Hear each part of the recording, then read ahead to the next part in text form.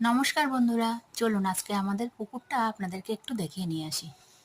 এই দেখুন, এইটা আমাদের পুকুর। ওইদিকে একটা বড় সান বাঁধানো ঘাট আছে, আর এদিকে একটা ছোট করে ঘাট করা হয়েছে নিজেদের ব্যবহার করার জন্য।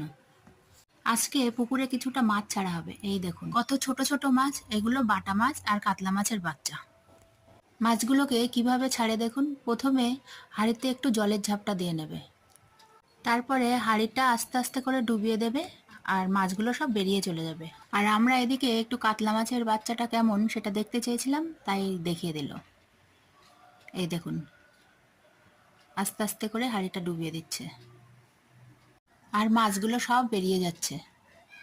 এগুলো দেখতে আমার তো খুব ভালো লাগে, তাই তো আপনাদের সঙ্গেও একটু শেয়ার করলাম।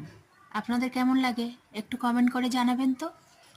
আমার এই ভিডিওটা যদি আপনাদের ভালো লাগে, তাহলে লাইক, কমেন্ট, শেয়ার, সাবস্ক্রাইব করে আমার পাশে থাকবেন।